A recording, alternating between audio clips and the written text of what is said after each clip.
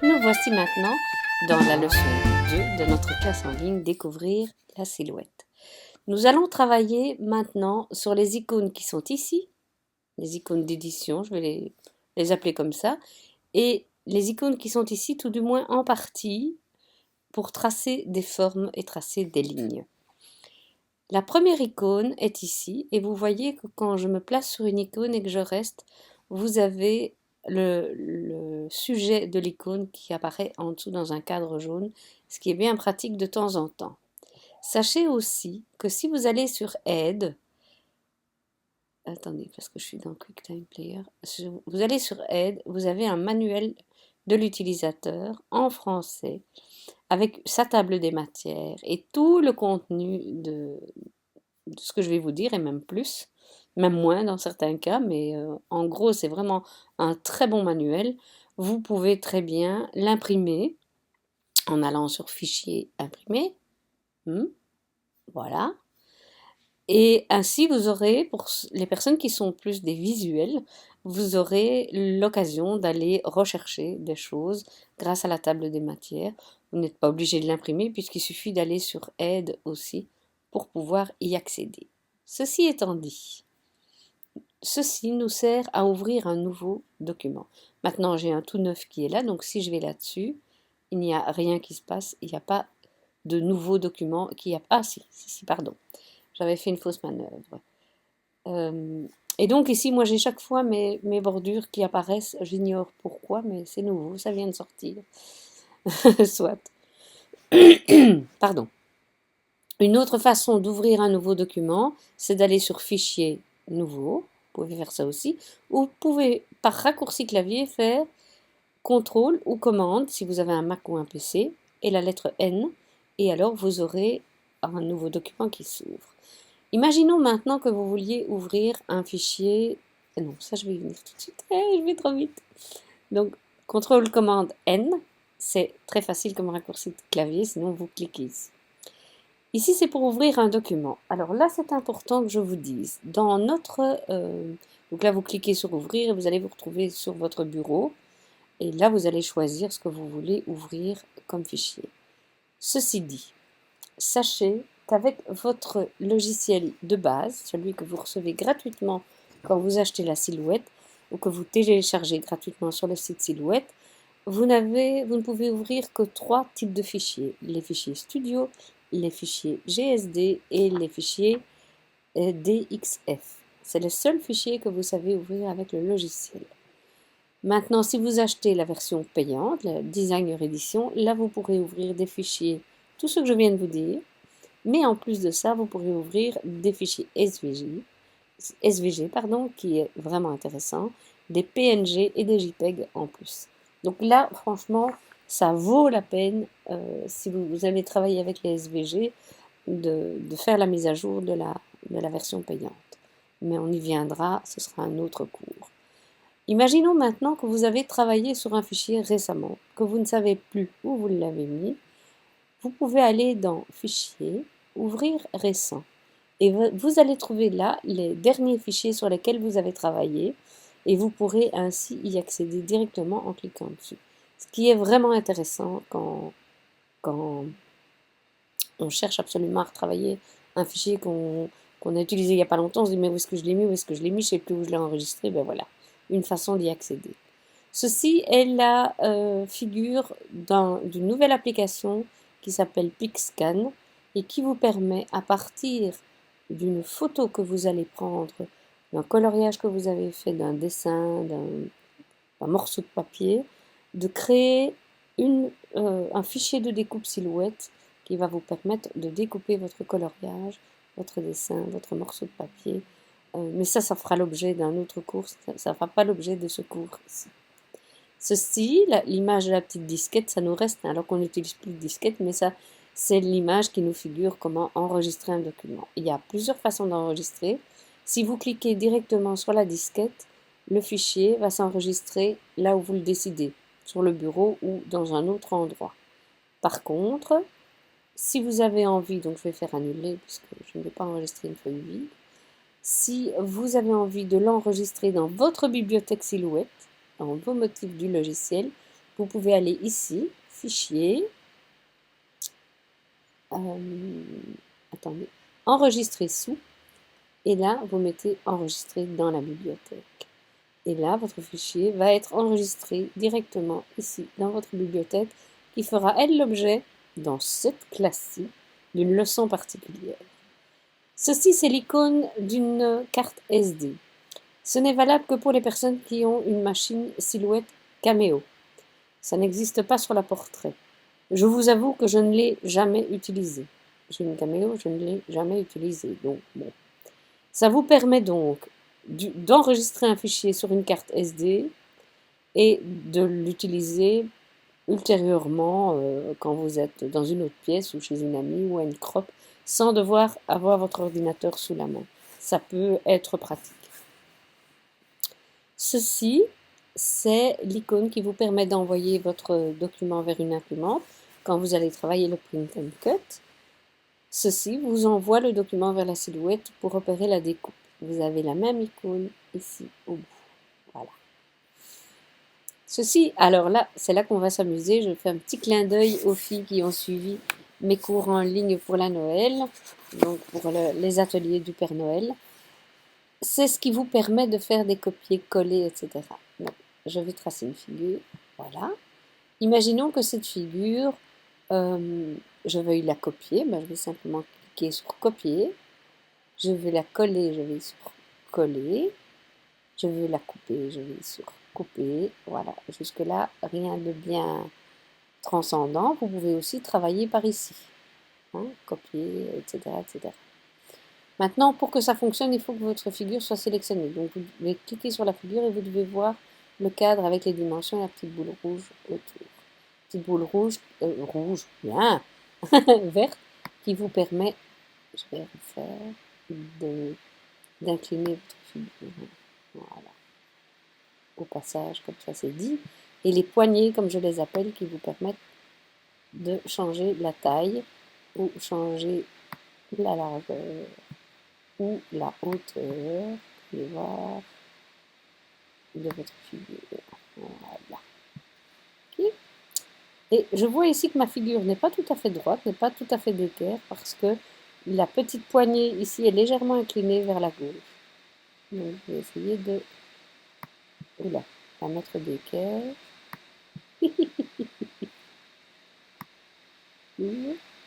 Voilà, ça m'a l'air beau.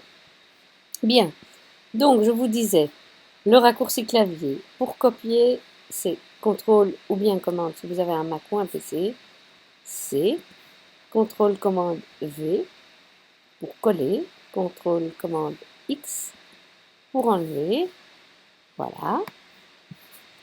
Maintenant, on va refaire une autre figure, pour s'amuser un peu.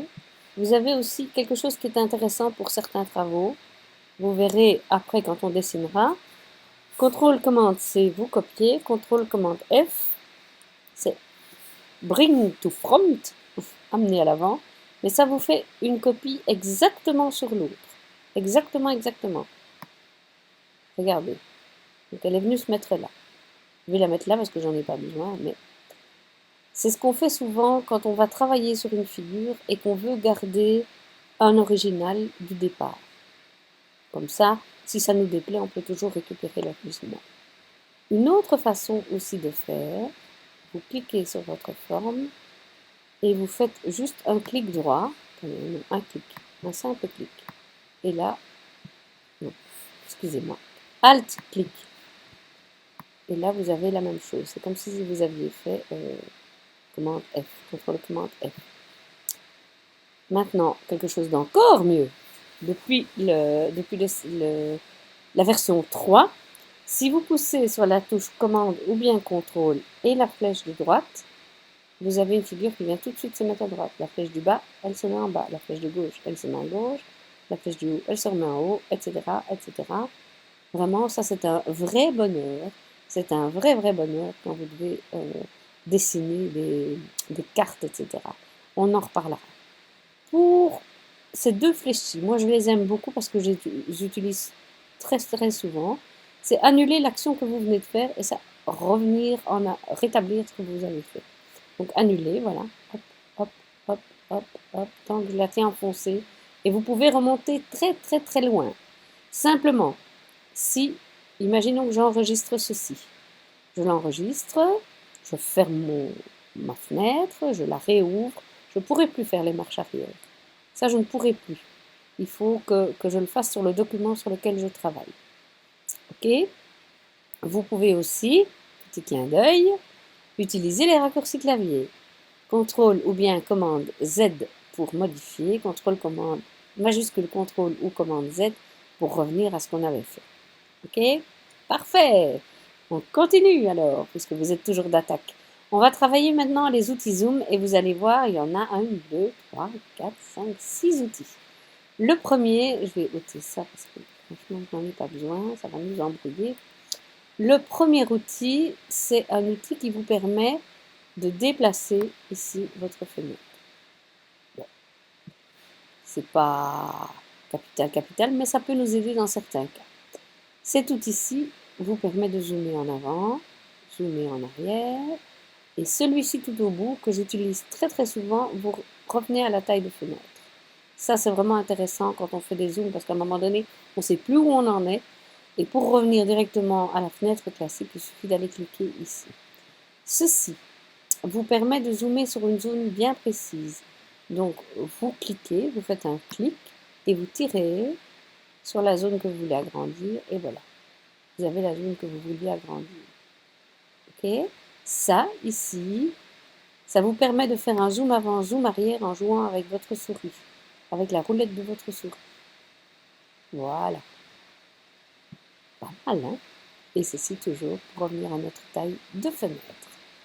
Bien, on va maintenant passer à cette colonne-ci. On n'y verra pas tout, mais une bonne partie. C'est parti, mon kiki.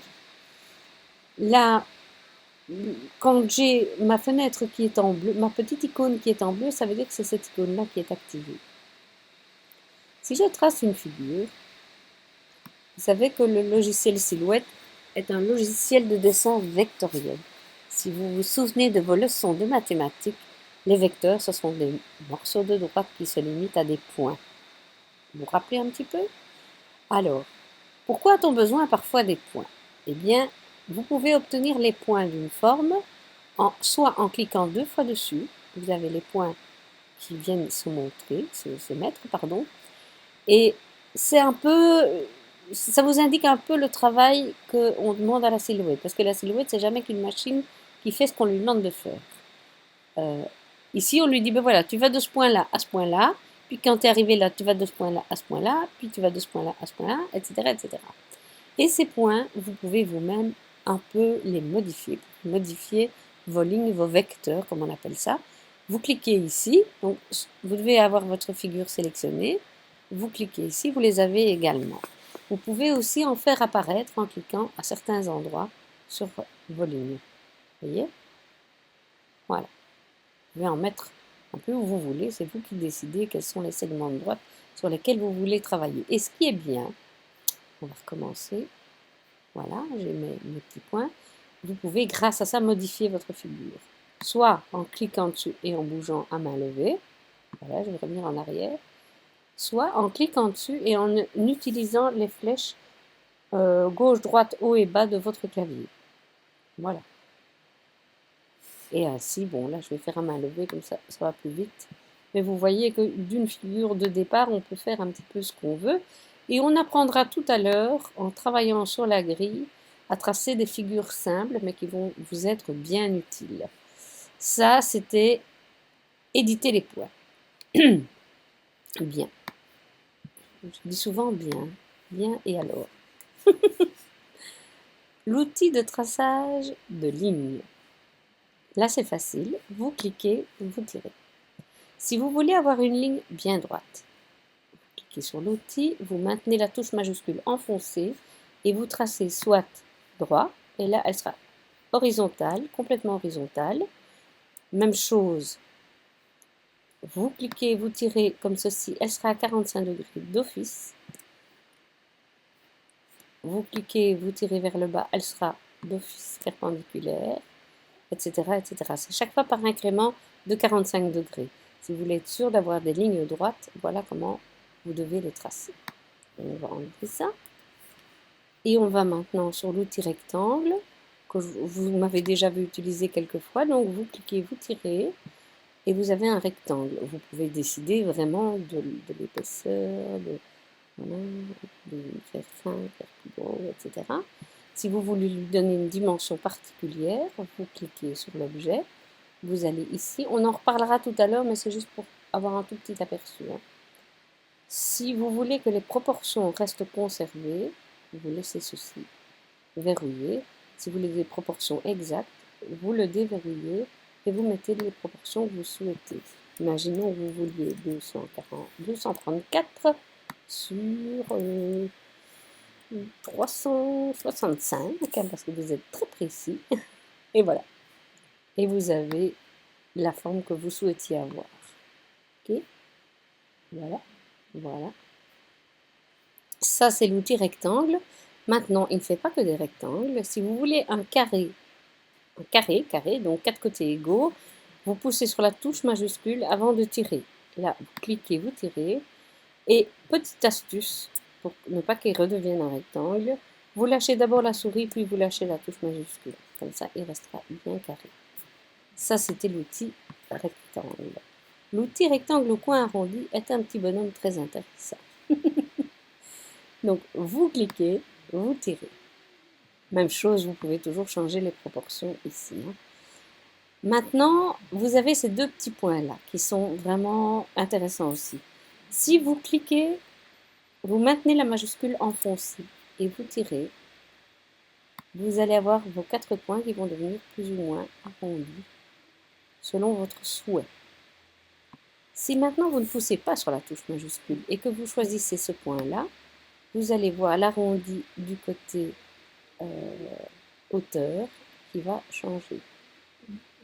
Maintenant, si vous allez sur l'autre bouton rouge, c'est uniquement ce côté-ci qui va changer.